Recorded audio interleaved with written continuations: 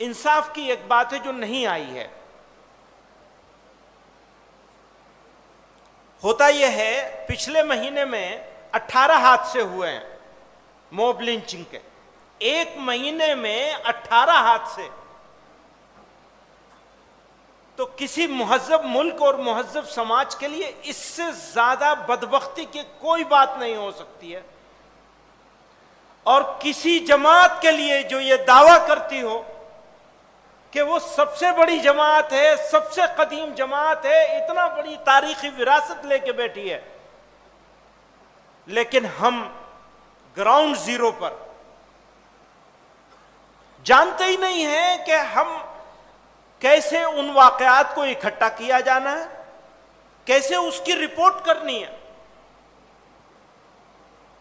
ایک جگہ حادثہ ہوتا ہے تو لکھنؤ سے بھیجنا پڑے گا, بمبئی سے بھیجنا پڑے گا, کلکتے سے بھیجنا پڑے گا.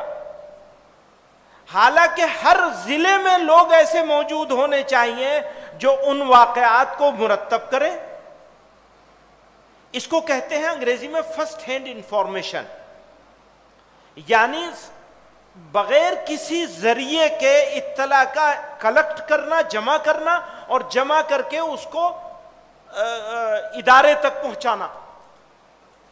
سیکنڈری سورس نہیں ہونا چاہیے. اخبار میں خبر پڑھی ہے جی, کلکتے کے اخبار میں چھپا ہے کہ مرشد آباد میں ایسا حادثہ ہوا,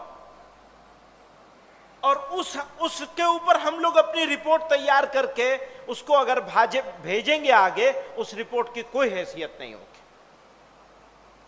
اس کے اوپر شعبہ قائم ہے, کام ہو رہا ہے,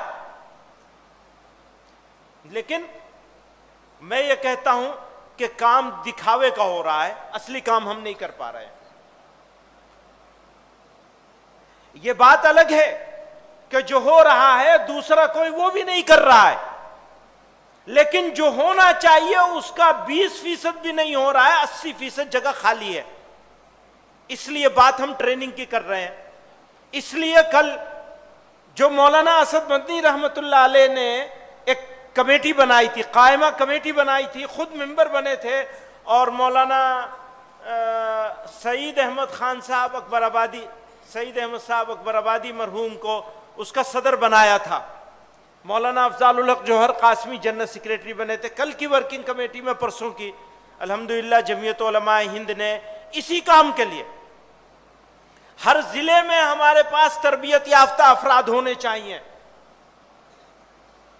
اور اگر وہ تربیت یافتہ افراد, بالکل ٹھیک ہے کہ علماء کے باہر سے بھی جوڑ لیے جانے چاہیے, لیکن اگر علماء کے پاس یہ صلاحیت نہیں ہوگی تو ہم تو ایسے ہی ادھورے رہ جائیں گے.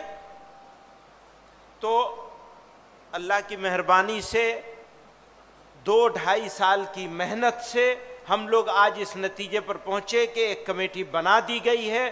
حضرت مولانا رحمت اللہ صاحب دامت برکاتہم کو اس کا صدر بنایا گیا ہے.